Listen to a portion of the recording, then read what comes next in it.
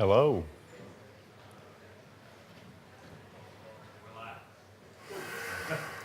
Hi everyone. And good morning, London, and good morning, Twitch. Great to see you, everyone here this morning. Made it. Hopefully you didn't have a too rough night last night. So we had a couple of beers, but I still managed to get enough sleep. So hopefully this morning is going to be all right. Today we're going to talk something quite fun. It's AWS Batch. It's a service that was launched quite recently, and there's a lot to do with it. It's been very successful. Adrian Hornsby, that's my name. I'm technical evangelist with AWS. I run with Ian's team. I've been playing with AWS as a customer for roughly 10 years, a bit more. Joined AWS almost 2 years ago as a solutions architect, and joined the technical evangelist team earlier this year. Yeah, I love climbing, I love ginger shots. So if you're into those two things, I'm happy to connect. If you have questions on AWS, feel free to text me and message me as well on Twitter. Happy to connect you with the right folks. So what are you going to expect today? We're going to review a little bit the AWS Batch service, or actually what is a batch first, and then walk through a little bit the service, what it is, what it does, look a bit the API, how to use it, and then I'll go through some demos. We have fetch and run demos. Basically, it's using a lot of cool technology, Docker, Bash, and then, of course, added some DynamoDB into it, so we can see a little bit what can be done with it.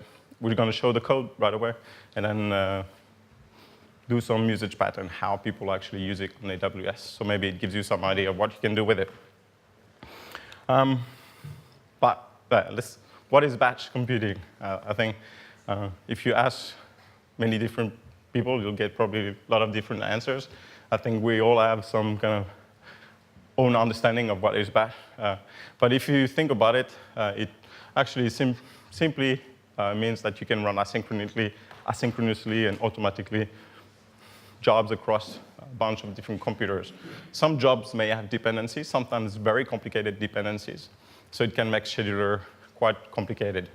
But something simple is I have a job, I give it to a bunch of computers, and the computers run it. It sounds simple like this, but it's actually quite complicated under the hood if you want to build a system like this, because every job has different requirements in terms of CPU, memory, or networks, or whatever system it needs to use. So it means that under the hood, if you want to have an efficient, let's say, infrastructures, you need to be able to handle all these different requirements. Also, if you want to have your jobs running quite fast, you need to have infrastructures that can go up really fast. And sometimes also go down, because you don't want to pay for the environment every time at the beginning of the year for things you might use in November. So yeah, basically, it's quite complicated to handle. And if you think about it, actually, batch, or the idea of batch is quite old. 19th century is when the tabulating machine was first used actually for the United States Census to basically count how many people were living. That was 1890. And after that, there's been a bunch of machines created and system used to do batch. Basically, the first system was some cards that you would put in a machine, and each card would have its own different fields, and then we'll do some calculation based on that. So that's the kind of easier way of having a job put in the card, and then you ask the machine to compute the job. Then, if you're familiar a little bit with Linux and command lines, you have stuff like this. The @ command here, which you can pass some here. I'm just passing it a compilation of request to compile a file, a C file, and then I just tell that job to be computed at 11:45 on January 31st. That's the kind of very easy way to have a small job instantiated at this particular time. This would give you an answer like that. So it gives it a job number, job 1, and then tells you when it's going to be executed. There's a different way to instantiate that job. That's another version of it. And the ATQ command in Linux would list all those jobs. The ATRM can remove any of those jobs if you give a job ID. So basically, it's quite common already in terms of, especially for sysadmins or DevOps, if you use Linux to do some batch processing. This would be used very common to do routine work. So you say every morning at 8 in the morning, you kind of enable, let's say, authorization for all users in my network, right? So, or at Friday at 8 o'clock in the evening, you shut down all SSH access to all my computers in the network. So these are typical sysadmin kind of tasks you would do in batch.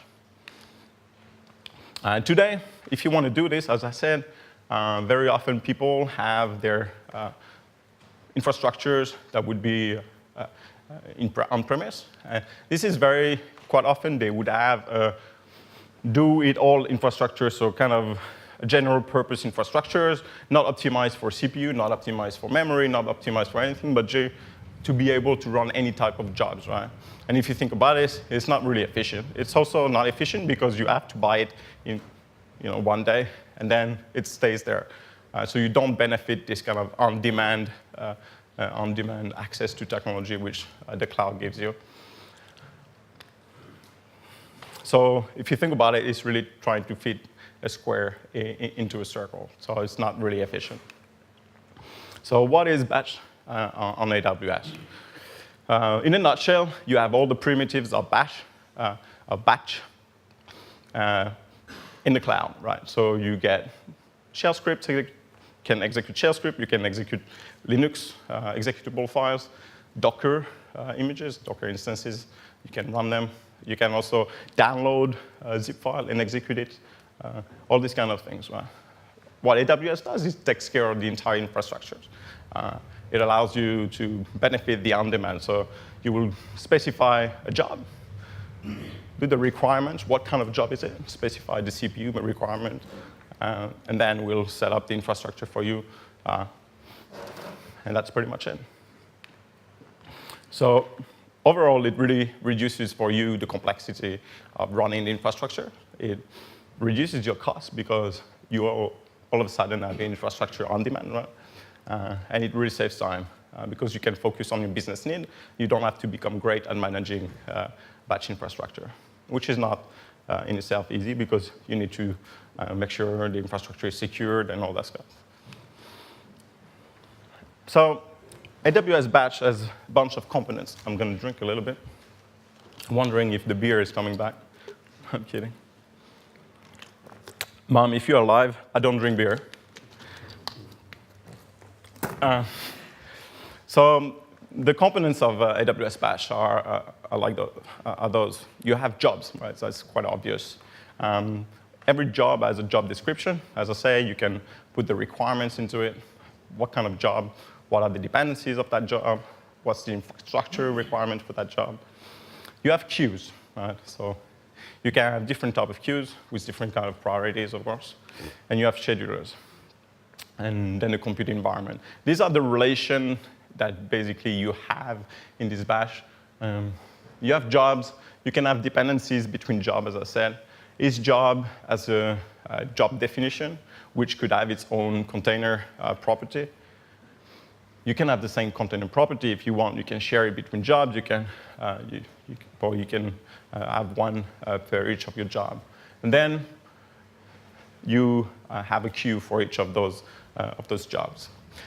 Queue supports priority, so that means that if you have jobs that you need to play or get executed before the others, you can push them in a high priority queue if you wish. The scheduler will take care of making sure that the high priority queues are dealt with before the lower priority queues. Right? Once the job is in the queue, you have the compute environment that will take care of executing that resource. You have capability of having several compute environments. It's really up to you. You can make those, and we'll go a little bit more details now. So what's a job, right? So it's really a unit of work. As I said, in AWS Batch, we use containerized application to execute the job. So that means that you first create a Docker container, which has the requirement or the tools that you need to run the job. Then you push this in your Docker Hub or ECR in AWS, and then you can use that Docker container to execute your job, right? As I said, it really references image, comments, and parameters. So this is really what it does. And it looks something like this. Hopefully you can see. Here is the definition in JSON. It's something that you can actually pass in the command line. So you can see here, this is the command line to submit my Bash, my JSON file as a job. You have a name, you have a queue. That's quite simple. And then you have the container definitions. Here you see there is a container override. It means that at the job submission, you can override some parameters that were defined in the container. And this is very good for reusability, right? For you make a general purpose container, or that is and then you can pass some extra override comments at initialization. What is important is to notice is you can actually override also the CPU memory requirements, and you can override the different environment variables. Right. Now, something important as well, you have retry strategies, which allows you to define how many times you want your job to be retried before it actually fails. Right. When you submit your job, this is the same stuff, it's still another job. The only difference here is that I have a dependency. Right, so if you submit the job, you get a job ID. If that job is very long, for example, takes a few hours, you can still push other jobs. And if those jobs depend on the first one to be executed and successful, you can put a command depends on and then the job ID that needs to be successful before this one is executed. So the scheduler will actually go through the queue and figure out which job has dependencies or not, and then we'll take those jobs and execute them. So this is really simple to do job dependencies. Keep in mind that those JSON are usually created by machines, not necessarily by man, so you shouldn't have to copy-paste your job IDs. It's something that when you submit your job and you know your requirements or your dependencies, then you inject it at submission. It's just to give you an idea how it works. Each job has states. Obviously, when you push a job, you submit your job. So it has a state called submitted, pretty obvious. There is a pending. That means that the scheduler is looking at the dependencies, looking at are there other jobs that need to be executed before that one. Then once it's evaluated, it goes into a state runnable. That means that the job is actually ready to be run. Right? Then you have that starting. The difference between runnable and starting is simply on the infrastructure. If your infrastructure is not there ready to run the job, the scheduler needs to provision the infrastructure. Right? So you are just in the runnable state. Once the infrastructure is provisioned, it goes running and starting. And then running is when the actual job is running. And then whether you're succeeding or not depends on the exit code. So 0 would be succeeded, and failed would be non-zero exit code. Or it's also termed failed if it's canceled, so you can cancel your job, or if it's terminated. So it means that the instance running the job has been terminated. And now you're asking, why my job might be terminated? Well, you can use spot instances in your compute environment to run the jobs. So for example, companies that don't necessarily have strict time requirements can use the spot market to run jobs. Spot market is just a market bid for unused resources in AWS, and you get them a much better price. So you can define a price that you're willing to pay for your compute environment to be there at much lower rate than the on-demand. The only problem is, or difference, is that if someone puts a higher price, then you lose that instance in a couple of minutes. So if your job was running, then you lose that. But it's nonetheless very possible to do that, and as long as you push states of your job somewhere else, or you don't have very, very long dependency in your job. So it's something that you can play with. To run those jobs, you need jobs definitions. And this is also a place where you're going to define the attributes, like the role that job will have. So what are the policies of that role? What can it access? For example, I'll show you quickly my policy. This is a policy for accessing DynamoDB. So you see here, I have a statement that tells I'm allowing get and put item on the particular table in DynamoDB, right? And this is a very good way to say my job can only access that particular table and only do put and get, nothing else. It cannot create other tables, it cannot delete the table, it cannot do other stuff. Another one possible is also if you want to use S3, you have a get and a list, and then on this particular S3 bucket. So this is a very good way of specifying really strict requirements in terms of security for your job, right? So that your job, if it starts to go to set loose, or if you make mistakes, cannot delete unwanted data. So very important when you set your job and do the roles. Don't use the asterisks for the resources. Really define the resource that you want your job to target, nothing else, so that you don't have mistakes. I speak of risk bearings. Other attributes that you can specify, the mount points of your containers, and the container's property, and then environment variables and retry strategy. Those are also attributes that you could overwrite at the job submission, right? This is how it looks on the API level. You see above there's my what kind of CLI, command line interface comment that I can use to submit a job. Here I submit a JSON file that has my job definition. And you see I have all the container properties. These are the initial properties of the container that can be overwritten later on if you want. As I said, something very important here is this job role RAN that defines my policy. This is the policy that will define what the job is allowed to do or not. And this is exactly what I showed you here. This is my policy, right? You then have a job queue. As I said, every job goes through a queue so that your scheduler can know when to start the job. Every queue can have its own priority. And the information that is in the queue will be persisted for 24 hours. Right? After that, it's lost. As I say, you can support multiple priorities and queues if you wish. This is how you would create a queue using the CLI. As I say, it's very simple. You have a JSON file. You have to define the state of your queue, so you can have enable or disable. So you can create queues that are not necessarily there usable yet.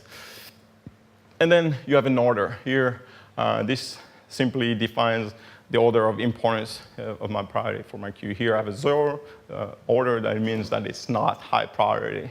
If I would have 1, 2, or 3, or 4, each of those would get a higher priority. The job scheduler is the whole magic that does everything for you. This is really the very complicated piece of technology if you would want to do this yourself.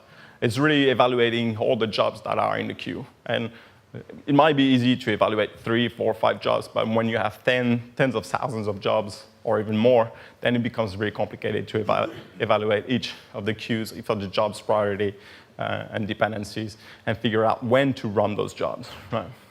And to give you a rough idea, it's like a FIFO, so a first in, first out queue. So that if you submit a job, it's roughly going to be processed at the order that it's actually been submitted, unless you have dependencies, of course. Of course, if you submit a lot of jobs and you have a lot of infrastructures to compute those jobs eventually will be processed concurrently, right? But they are still extracted in a FIFO manner from the queues, unless you have dependencies. And finally, you have the compute environment.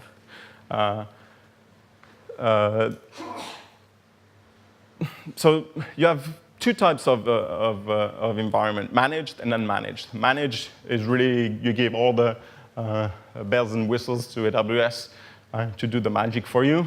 That's the easy way. You have nothing to do.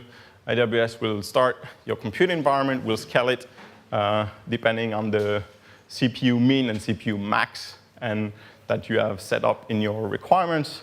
And then we'll do this for you. You can also set the instance type to optimal. So that means AWS will actually evaluate the job and look at what kind of job is it. Is it CPU requirement job? Is it memory dependent job? Or is it a combination of different other requirements? And we'll select the right instance for the job to be executed. So there are questions already online. Are these jobs single application or workflow? It really depends. You can have single jobs put. This is actually very good questions. Or you can support very complicated workflow.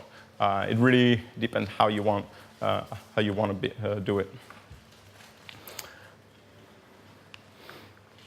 This is how you would create an environment using the CLI.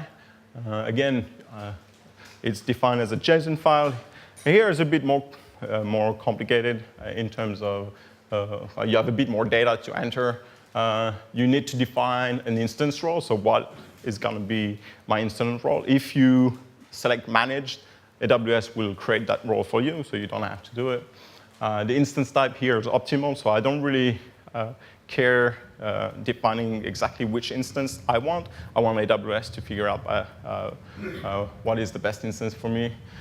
The image ID as well. Here is when you put optimal, basically AWS will select an AMI that is the last generation and with the latest, let's say, software security updates, something that you need to do, be aware of as well. And then you can select the subnets in which you want access to. So for example, if you have EC2 instances or your own infrastructure running into a particular subnet and you want that job to only access that subnet, you can also define it. It's a good way of defining the security limits of your job, right? And then, of course, you have the role there as well. As I said, this is something that if you let Amazon manage the environment, it will create also automatically. This is also something that you can do. You can provide your own AMI. If you don't want Amazon to select the AMI for you and give you the latest version of Amazon Linux, Amazon image, then you can define the custom AMI in which you would have, for example, install particular software that you want to use. A very classic example is if you want to do GPU-heavy workloads. For example, you need to have an AMI that is particular at running GPU-intensive workloads and do for some machine learning, for example, using IMXNet. Then typically, you would create your own AMI, have the right drivers there, define all the parameters for your job to be executed. The only requirement is it needs to be Linux-based, has to have the HVM, so that the latest capability for networking, and then have the ECS agent installed on the instance. So under the hood, in fact, Batch uses ECS to containerize your application, right? There's some limits into what you can launch. There are some soft limits which you can increase using a ticket, and there are some hard limits as well. The upper ones are the default limits that you can increase with a ticket to the support. You can only have, by default, 10 compute environment, which is already pretty good. But the maximum number of jobs, hard limit is 1 million, unfortunately. I still haven't managed to reach that limit with hitting my keyboard, so it should be all right. However, they are worth knowing those limits. So this is important if you have jobs that require different default limit. Don't run away. Do come talk to us and say, and then we'll connect you with service teams and try to figure out how we can help you, of course. We always want to hear from customers what you guys are doing and how we can improve the service. Worth noting, there's a couple of updates that have been done. Is now Batch is also fully supported with CloudFormation from August 11 this year. So that means you can integrate that in your CI/CD very nicely. I'm a huge fan of infrastructure as code. So before that was quite missing. Now you can actually define all your jobs and Bash environment in CloudFormation. So that means you can replicate the exact same environment in one region or another without having to go into console or having to mess around too much. Now the big thing, which is yesterday, something crazy happened.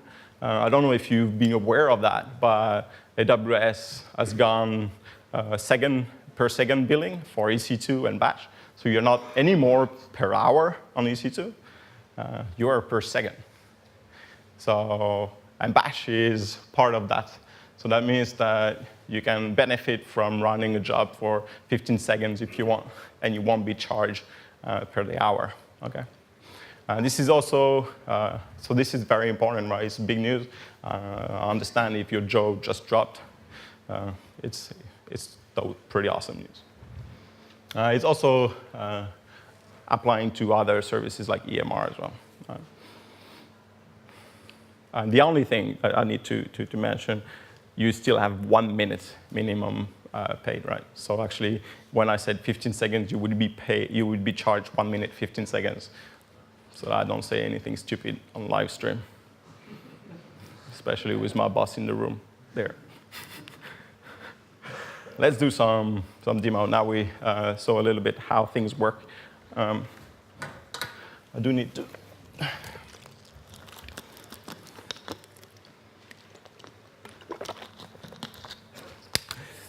So now that you know all the theory about Bash, let's look a little bit at how you would create your Docker container here. This is quite straightforward. So I'm gonna do. Sorry, I want to show you what I'm gonna demo. I just got so excited. This is what we're gonna do. This is me. I'm pretending to be a developer, and I have jobs to do. My job is go and fetch a script into S3. S3 is our storage service. And then take that job, execute it, and then write the output of that job into DynamoDB, and then exit gracefully, hopefully. I'm executing this in just one queue and a compute environment. I'll show you the definition of it. Now this is like this because typically in real world, or let's say for the particular use case, what we are thinking with AWS Batch, it's not necessarily a human trying to submit all the 1 million jobs one by one. You would automate that. Very classic way of automating this is you would have data pushed into S3, like log files, or whatever it is, zip files, and then those, the event of putting something into the storage would create an event that you can catch with AWS Lambda as a function, and then execute, do this job submission. Right? So as you pour data into S3, the event would trigger Lambda function that would submit the jobs automatically. So this is how things are typically done. However, for the sake of demo, I just will act as a Lambda function. So this is I'll start with so that I don't start without nothing. You already saw this is my environment in which I will be running. I have dependencies on my keys, my instance roles. Here you see I'm defining, this is something that you need to understand. I'm defining the max vCPUs to be used by the job, 256. This is big value. That means that my job can scale to a lot of different instances, right, running at the same time concurrently. Now my min is 0, so that means when there's no job for a long time, AWS might just stop the instance, right? Because I have no requirements to have any running there. So that means when you would submit a job, it would need to start an instance, right? So you might take a little bit longer. So again, it really depends on your requirements, how you want to do it. This is my queue. Nothing more complicated. I could increase the order if I want. This is my job definition, and you see here, I have a Docker container that I have my application running there. My application is just fetching a script and executing it. So nothing miracle here. I do have some properties. I say that my container actually has one vCPU requirement. So that means on my entire compute, 256 vCPUs, I could possibly run 256 concurrent jobs, possibly, if I would have that. These are my memory requirements, and this is the job role that I have. And this is what I showed you. In fact, it's here, fetch and run. If I show you here on my Lambda, it's this one is my role that allows me to access S3, and then DynamoDB only put and get items. Right? This is such a great way of showing. So yeah, really nothing fancy. I don't have environment variable there put in the job definition. However, at the job submission, I do pass a bunch of environment variables simply to play with and just to be able to demonstrate the override. You can also pass comments. You see here, there is actually a comments which pass 60 as a parameter to map job. That is my script. And then the environment variables here, I'm passing a value of which script I want it to run.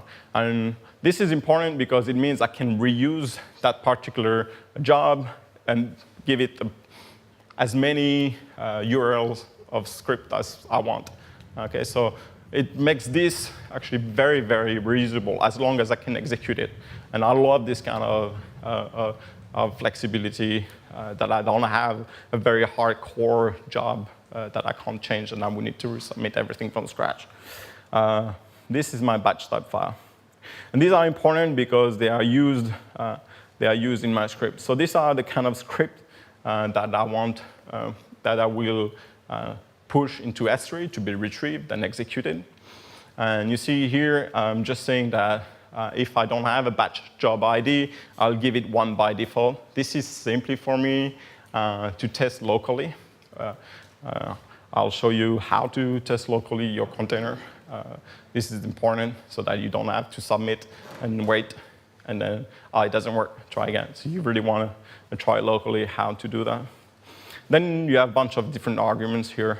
This is the arguments I pass from that submission here. So my 60, you see from the comments. And then those are environment variables that I pass, right? And what this does is just computing the Fibonacci sequence of the arguments you pass. So I don't know, I think everyone loves foobar and Fibonacci, so I just selected Fibonacci today. And then I take the result of that Fibonacci sequence and store this into DynamoDB. you see this is my request to DynamoDB. You can see here pass an item called item.json, and this is this particular item here. So let me like that. Now you might say, oh, what's the whole thing? So this double escaping of JSON is because of the beautiful JSON way of doing things and how you do strings. So I need to double escape my double column to make sure that it's actually passed as a valid JSON file. That's it. It's not anything fancy. If you would use a library the correct way, and you wouldn't have to do dirty hacks like that. It's just, I guess I love double escaping. That's it. Just a couple of things I want to show you as well. This is the fetch and run script that is executed on my container. This is a bit more fancy script. Basically, what it does is define some path on where my script will be. I'm fetching that script from S3. Whether it's a script or a zip, it will do different things. As I said, you can pass a script or a zip, which will need to be unzipped, right? Then it will check what are the different environment variables, assign them, and then execute whether to know whether some dependencies are there, like the CLI, for example, is pretty important. The unzip application is pretty important if you need to unzip. So it will check if those applications are installed on the container. If they're not, it's exiting with an error. Then do some cleanup. The fun part is really here, is that I fetch the script. I do a copy of the S3 bucket script locally. And then I just load that script. I make it executable. And then depending on which case it is, I just execute it. Right? And that's it. So in that case, if I pass this script, it will just download that script, execute the Fibonacci sequence, store into DynamoDB, and get out. Now this is how I do my Docker container. It's fairly simple. I just have some dependencies here. As I said, I want to have 3 applications for sure installed on the container. The one is which, to be able to do some understanding which arguments I'm talking about. The unzip application will take a zip and unzip it, and then the CLI, AWS CLI, so I can actually store things in DynamoDB. What this does is, when I create my container, it copies the fetch and run script that is on my local machine into the container at user local bin fetch. So that's simply a copy from local environment to my container when I create my container. And then I have my working directory. This is important in my Docker container. It means when Docker will run the container, it will directly execute that script. That means that when my Docker starts, fetch the scripts, and then gets out. That's it. All right, so very simple.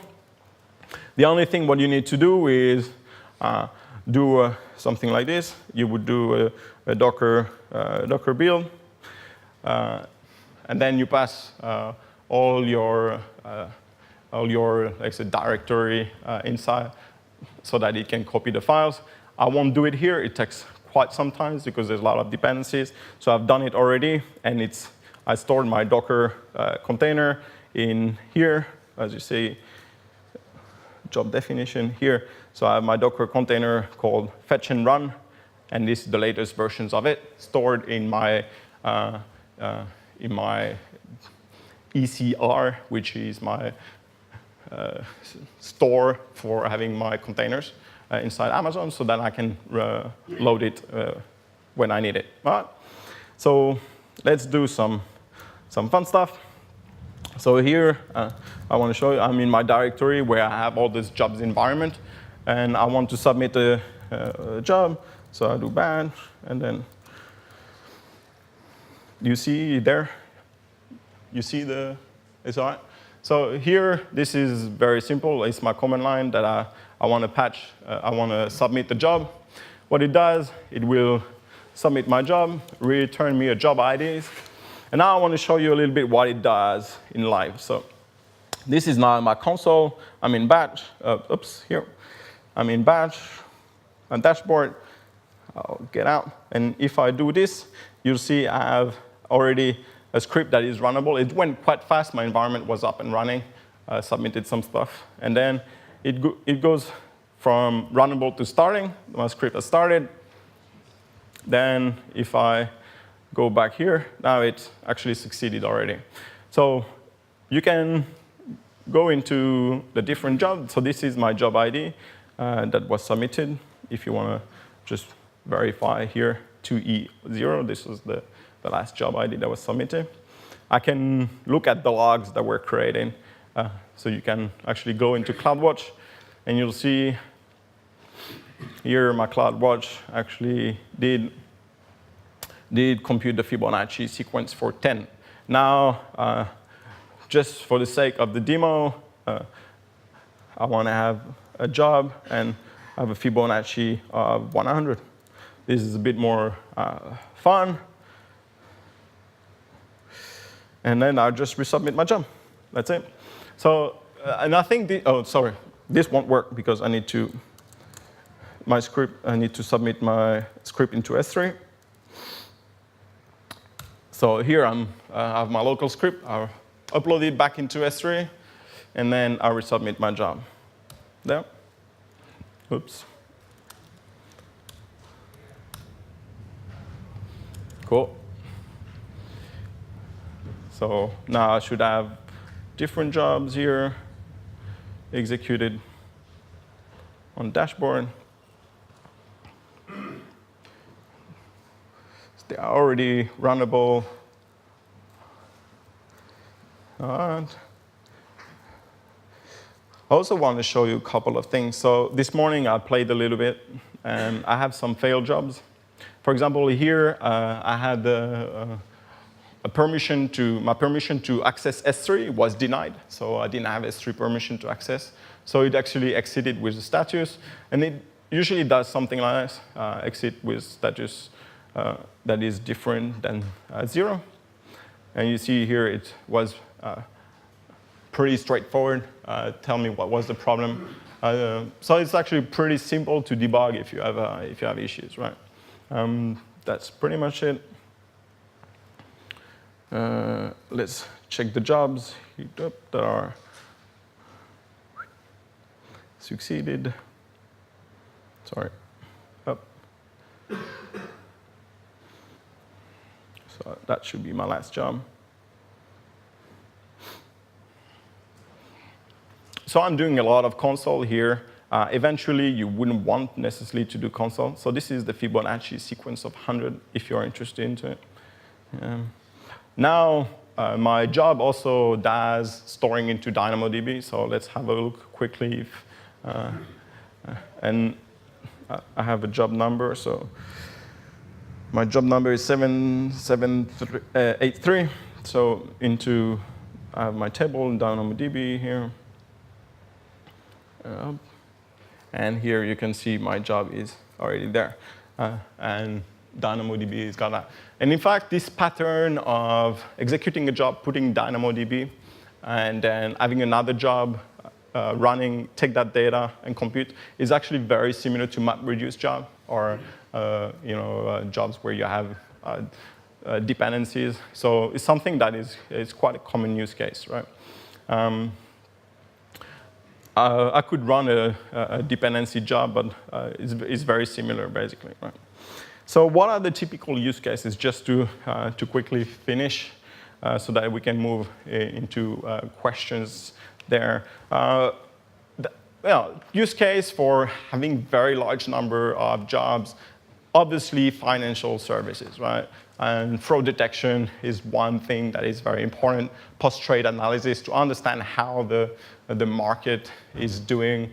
You would typically collect the entire market day into S3, and then in the night, on spot market, very cheap. You would compute all the jobs to actually try to understand, make sense of that data, figure out if there are flaws. Another one is life science, DNA sequencing, very, very important. Customers doing this already. Drug screening, molecule. You put your molecules into S3. Basically, your job then takes all that and tries to compute drug screening. It's absolutely not my field, so I'll stop here. And then digital media, very common to do rendering, transcoding of data, all this kind of very heavy computational jobs that you don't necessarily want to do it in real time. You just want eventually that job to be done as cheap as possible. And so that you typically would use AWS Batch in the spot market during the night. All right. I've added a bunch of diagrams on the slides that you can get access to it.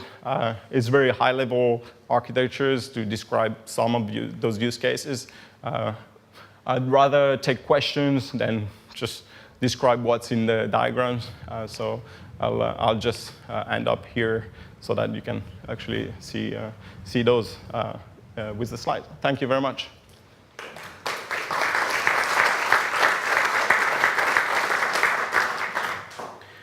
So there are a couple of questions there.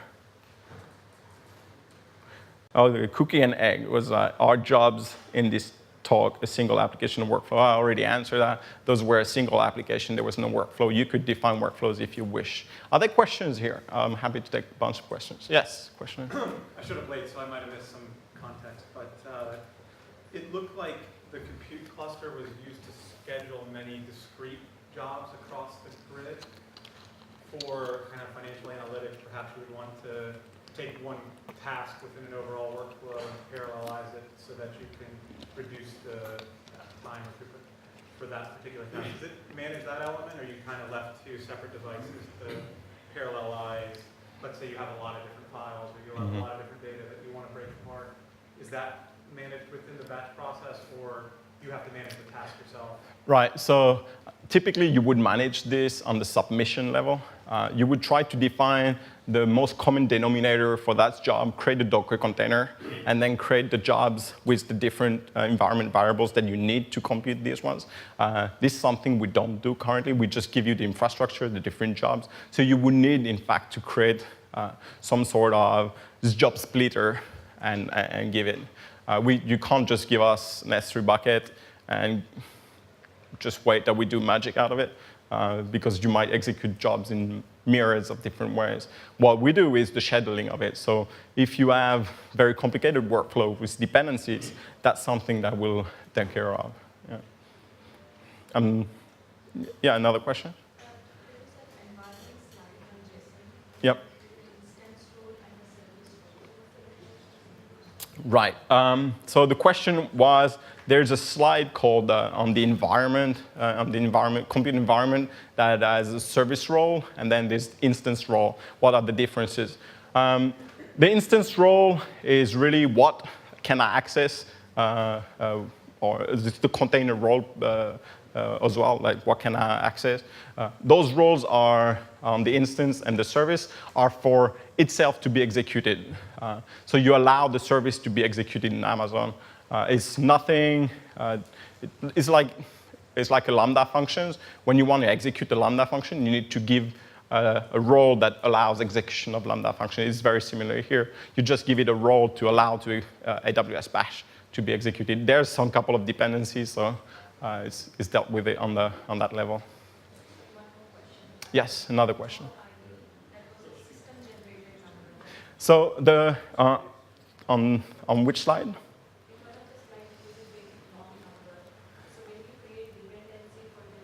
Right. On that one, you mean on my job that has the dependencies? This one. Come on. Hello. This one.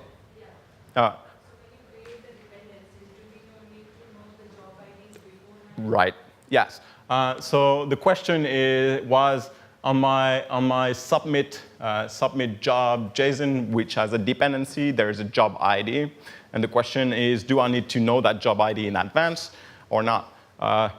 you can't know it in advance. In fact, this job ID will be given when you submit your job. So typically, what you would do is, in your workflow, you would submit the high-level jobs, and then take those IDs and create a dependency, inject the dependencies once you submit those jobs. Here, I literally submitted the job, took the ID, put it in the file. So I played the role of a script, but you wouldn't want to do that typically. All right, last question, and then I'm told to cut. Would the worker itself, so Yeah. the containerized application, would the worker be shut down after execution of each job, so it's kind of immutable, or would there be a cooling down and it will pick up another job with special needs? Right. So the question is, is my compute environment shut down right away after my last job is done? The question is no. We'll keep it there because we don't want to shut down everything, and you might have a slight, let's say, break. The scheduler will try to make a best guess on figuring out what's the access pattern of you submitting job and figuring out is more coming, and then in time, we'll reduce the number of instances. To give you an example, last night I submitted for fun about 200 jobs. It created, I think, 18 different instances. And this morning I had just 3 left. So I'm not. What would you have paid for? I'm sorry? Under those circumstances, what would you have paid for? What would be the billing profile there? Right. So the pricing, Bash itself doesn't cost, right? It's the infrastructures that you are using under the hood. So if you are, I can't give you a price because it typically depends on which instance you're using. Now, if you want your job to be executed very fast, or then you would want to have a fast instance. It's just going to cost a bit more. It depends. In fact, it depends because some instances that are executing faster, then now you're billed by the second, so it might actually be a lot more. The context you just described there, I wasn't in control of when those instances were shut Right. down. It was. Something else. Yeah. Your batch system decided to shut Yeah. instances down. Actually, this question, I don't know. I'd rather ask a solutions architect maybe to do that. I need to cut. We are out of the time now. I'm sorry. I'll take questions afterward if you want. All right. Thank you very much.